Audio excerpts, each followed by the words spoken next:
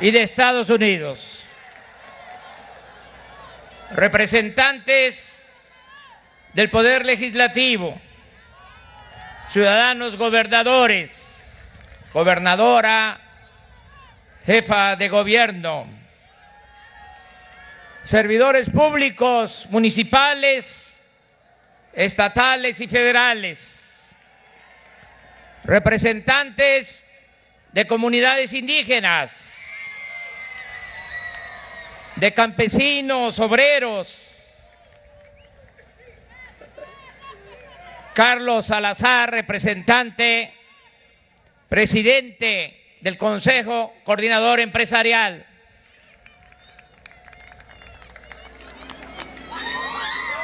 representantes de las iglesias, libres pensadores, migrantes, amigas y amigos todos. Estados Unidos y México no son vecinos distantes. Comparten una frontera de 3.180 kilómetros de largo. Ejercen una influencia cultural mutua. Y las historias nacionales de nuestros países están entrelazadas en numerosos episodios de hostilidad, pero también de cooperación y entendimiento. El gran zarpazo de 1847 y las intervenciones del siglo XX en nuestro territorio, amén de otros agravios, han tenido una contraparte en la amistad entre gobiernos y la fraternidad de los pueblos de ambas naciones. Por ejemplo, el presidente Benito Juárez, el mejor presidente de México, recibió una invaluable ayuda de Abraham Lincoln en su lucha contra los invasores franceses.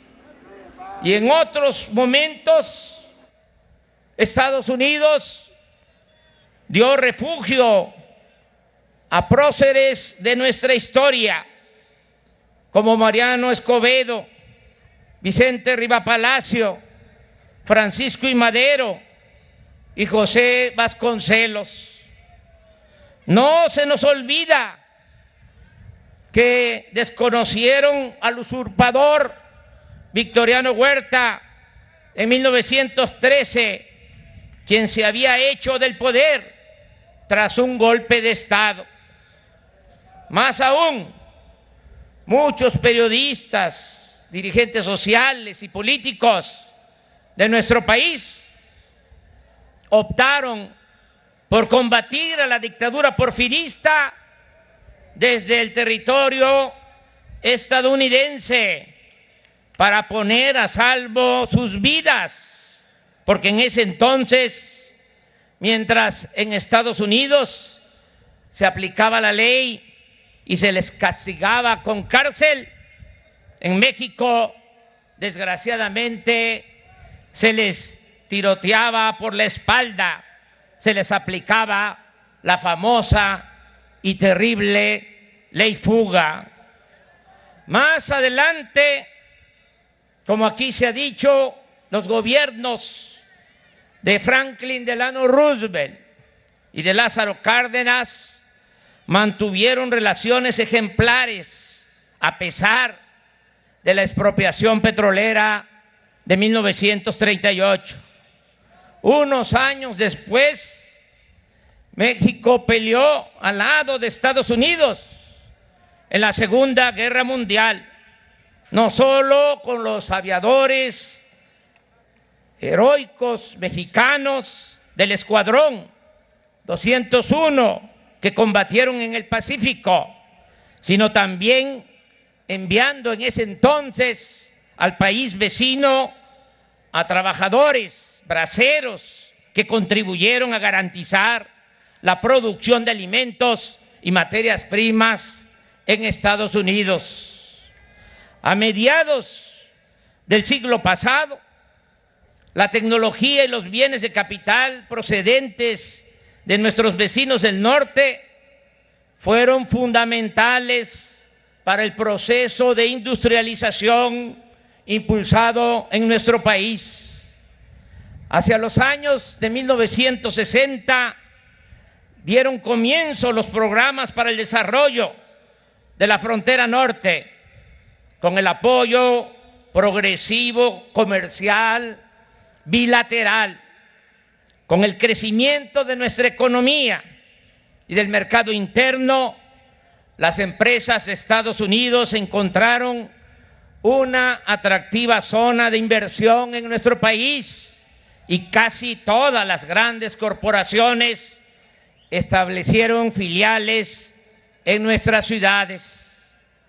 En 1993, ambos países, además de Canadá, firmaron el Tratado de Libre Comercio de América del Norte, con lo que se constituyó uno de los principales bloques económicos del mundo. En consecuencia, en 1995, el gobierno de Washington otorgó un apoyo financiero extraordinario para superar la crisis económica, la devaluación del peso, la crisis financiera que se presentó al concluir la administración de Carlos Salinas e iniciar la de Ernesto Zedillo. Una de las consecuencias de la imposición del modelo neoliberal en nuestro país fue la expulsión masiva de población de sus lugares de origen, la pérdida de empleos en una industria desmantelada, cuando decían que la mejor política industrial era la que no existía. Y con ello, con el abandono de las actividades productivas en el campo, en la ciudad, creció el flujo de refugiados económicos y como nunca tuvieron que irse a buscar la vida del otro lado de la frontera millones de mexicanos, millones de compatriotas nuestros cruzaron el río Bravo en busca de subsistencia económica y de mejores horizontes de vida, y hubieron de enfrentar la discriminación, los atropellos y la persecución policial. Pero también, y eso no debemos soslayarlo, también se registraron sublimes manifestaciones de apoyo y solidaridad de una buena parte de la sociedad estadounidense. En la actualidad, Estados Unidos tiene una comunidad mexicana formada por unos 36 millones de personas, de las cuales 15 millones son nacidas en México. Esa población realiza un aporte fundamental a la economía y a la cultura del país vecino, y su participación política allí es cada vez más relevante. Hay en ella más de 1 millón de emprendedores. Además, los mexicanos realizan el 30% de las labores agrícolas en Estados Unidos, el 20% de las tareas en la construcción y el 15% en la industria turística. En contraparte, Esos compatriotas contribuyen a la economía mexicana con remesas por más de 33,000 millones de dólares anuales. Un dato poco citado es que en México residen cerca de 1,200,000 estadounidenses. Es decir, nuestros dos países son protagonistas del mayor intercambio demográfico del mundo. Por lo demás, así como la nación vecina constituye el principal destino para las exportaciones mexicanas, para vender las mercancías que se producen en México, la nuestra nación es también el mercado más importante para las exportaciones de Estados Unidos. Es en este contexto y en vísperas de la conclusión del Tratado de México, Estados Unidos y Canadá que se presenta la decisión unilateral del presidente Donald Trump de imponer un arancel generalizado y progresivo a las exportaciones mexicanas a Estados Unidos. Se trató de una medida que respetamos, pero que no compartimos, porque de aplicarse hubiese causado, como aquí se ha dicho, un daño importante en ambas economías y debilitado en forma significativa la alianza comercial de la región. Por fortuna, desde el principio hicimos propuestas al gobierno estadounidense para resolver de fondo el fenómeno migratorio, y eso contribuyó mucho en las intensas negociaciones que se celebraron en Washington. También abonó para llegar al acuerdo de ayer la decidida postura de mantener una política de respeto y buena vecindad con el gobierno de Estados Unidos y de fraternidad con su población. Aprovechamos aquí en Tijuana para decirle al pueblo estadounidense una vez más que no abrigamos ni abrigaremos intención alguna de perjudicarlo y que estamos resueltos a colaborar con él en todos los ámbitos, especialmente ante la preocupación que suscita el crecimiento del flujo migratorio hacia su país. Asimismo, acudimos a su comprensión porque el fenómeno migratorio no surge de la nada, es originado por las carencias materiales y la inseguridad en los países centroamericanos y en sectores y regiones marginadas de México, en donde hay seres humanos que necesitan emprender todo un peregrinar para mitigar su hambre y su pobreza o para preservar sus vidas. Hemos expresado que resolveremos el fenómeno migratorio atacando sus causas profundas, es decir, mediante el impulso al desarrollo y a la construcción del bienestar y la paz. Y en México ya lo estamos haciendo, pero para aplicar esta propuesta en las naciones de Centroamérica y del Caribe es indispensable el concurso de Estados Unidos, de Canadá y de otros países desarrollados. Quiero mencionar un dato conmovedor.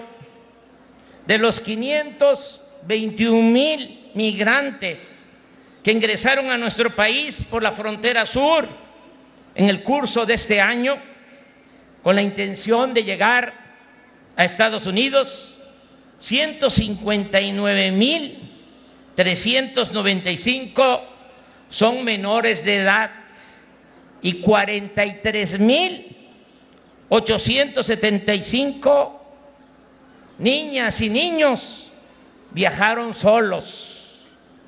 Es claro que ante esta amarga realidad, esta amarga y dolorosa realidad, no se puede enfrentar la solución solo a cerrar fronteras o a utilizar medidas coercitivas. Lo más eficaz y lo más humano es enfrentar el fenómeno migratorio combatiendo la falta de oportunidades de empleo y la pobreza para lograr que la migración sea opcional, no forzada. En consecuencia, reafirmamos nuestro compromiso de contribuir a evitar que los migrantes atraviesen el territorio nacional para alcanzar el de Estados Unidos, pero jamás lo haremos violando los derechos humanos de los viajeros, empezando por el principal de los derechos humanos, el derecho a vivir libres de miseria, el derecho a la vida. Bajo este criterio que sostendremos siempre,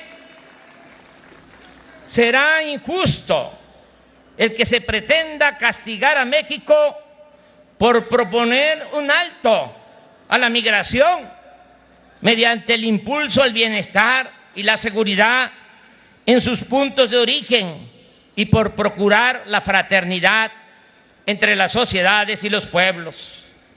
Celebramos el importante acuerdo de ayer porque se nos estaba colocando en una situación muy difícil, muy incómoda, la de tener que aplicar a ciertas mercancías de Estados Unidos las mismas medidas, restricciones comerciales similares a las que se iban a imponer a las exportaciones mexicanas. Confieso que como persona, como ciudadano, rechazo los actos de represalia y la ley del talión. Soy un pacifista convencido, inspirado en los ejemplos de Gandhi, de Martin Luther King, de Nelson Mandela. Sin embargo,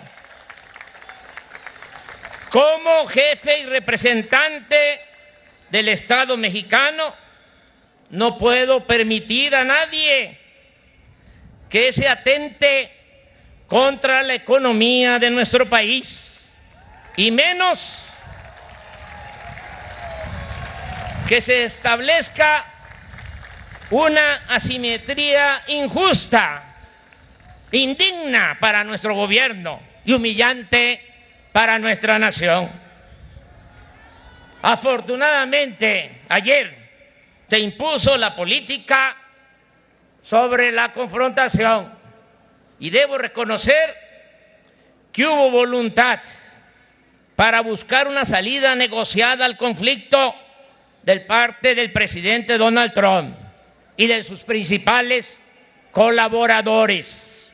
Me consta al presidente Donald Trump, por eso no le levanto un puño cerrado, sino una mano abierta y franca.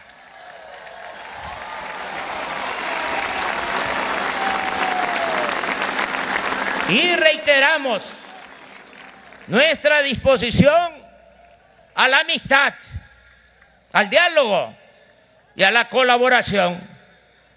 Manifestamos asimismo nuestra determinación de mantenernos al margen de los asuntos internos de nuestro vecino país y cercano al mismo tiempo, vecino cercano,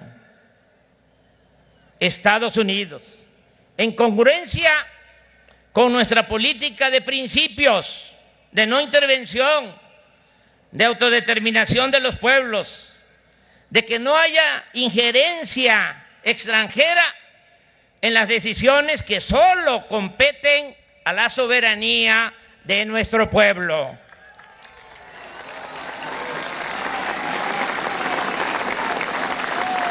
Estoy como ustedes y como muchos mexicanos, orgulloso del trabajo profesional, político y diplomático de la delegación mexicana que estuvo a cargo de este complejo, difícil asunto, encabezada por el secretario de Relaciones Exteriores de México, Marcelo Ebrard.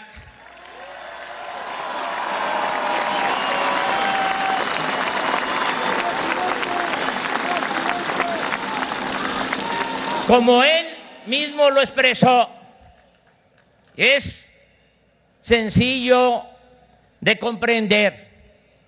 El lunes ya no van a haber aranceles, no van a haber impuestos, no va a haber crisis económica o financiera en nuestro país.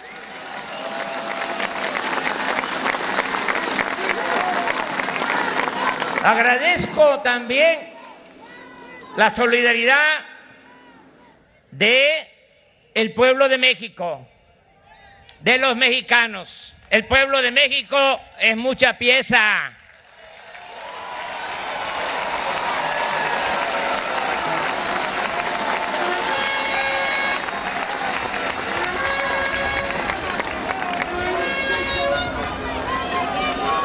Quisiera decir más cosas sobre eso, pero me tengo que autolimitar. Agradezco la solidaridad de todas las clases sociales, de todos los sectores, de todas las corrientes del pensamiento, de todos los mexicanos que no titubearon en manifestar su apoyo en la defensa de la dignidad de nuestro país y al mismo tiempo con mucha madurez política preservar la amistad con el pueblo de Estados Unidos. ¿Qué sigue? Cumplir puntualmente los compromisos. Los compromisos se cumplen. Reforzar nuestra frontera, aplicar la ley y respetar los derechos humanos. Promover la aplicación inmediata del programa de desarrollo de la CEPAL para impulsar las actividades productivas y crear empleos en Centroamérica y en el sur-sureste de México. Desde la semana próxima estaremos ofreciendo ayuda humanitaria, oportunidades de empleo, educación, salud y bienestar a quienes esperen en México su solicitud de asilo para ingresar legalmente a los Estados Unidos. Agrego que existen condiciones políticas inmejorables para conseguir en tiempo y forma, de acuerdo a el Estado de Derecho que prevalece en el país, con autonomía a los poderes.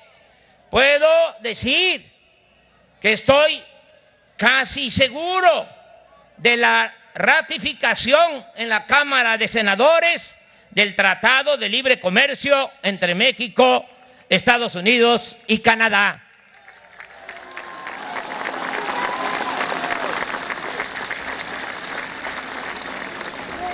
Amigas y amigos, voy, como lo he hecho durante muchos años, a recorrer los municipios de Baja California. Ahora son nuestros anfitriones, son los que nos permitieron llevar a cabo aquí donde comienza nuestra patria este acto de unidad. Para eso fue esta convocatoria. De nueva cuenta agradezco a todos los sectores representantes del pueblo de México por su apoyo, por su solidaridad. Le agradezco mucho a los medios de comunicación de nuestro país, que a pesar de que podamos tener diferencias, porque vivimos en un país libre y aspiramos a construir una democracia, no una dictadura, y tiene que garantizarse siempre el derecho a disentir. A pesar de diferencias, los medios de información en nuestro país se portaron a la altura de las circunstancias. Amigas y amigos, como todos lo sabemos, esto es de dominio público. México es un país con muchas riquezas naturales, con un pueblo noble y trabajador. Tenemos la herencia de grandes civilizaciones y de culturas practicantes de una ética social extraordinaria, que nos han dejado el hábito, así, nos han heredado el hábito del trabajo. Los mejores trabajadores en Estados Unidos son los mexicanos.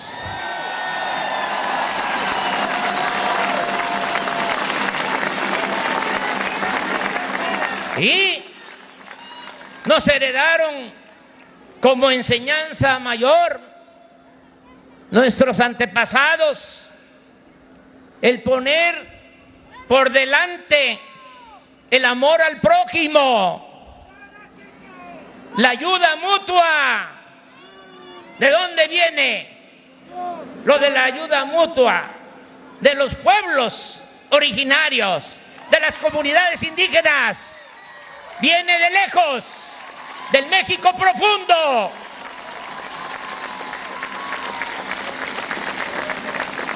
Y ¿se acuerdan lo que nos repetían nuestros padres, nuestros abuelos? Lo que se decía en los pueblos, corría de voz, de boca en boca. Decían: hacer el bien sin mirar a quién.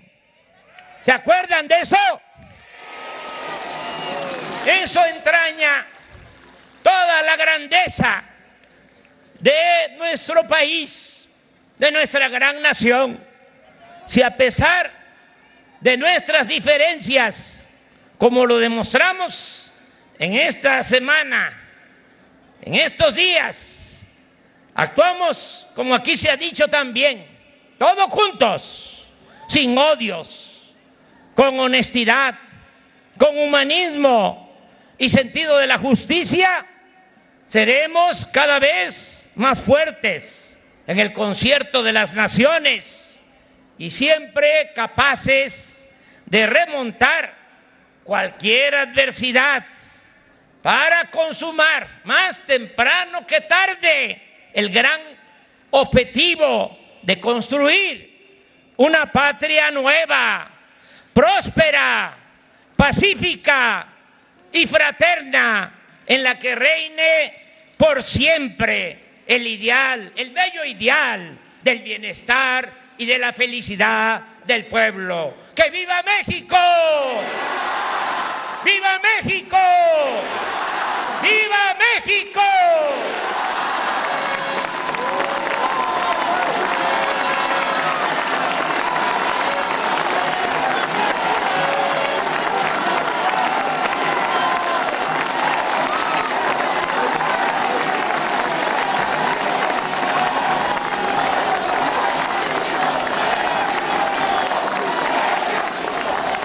Entonemos juntos con orgullo nuestro glorioso himno nacional.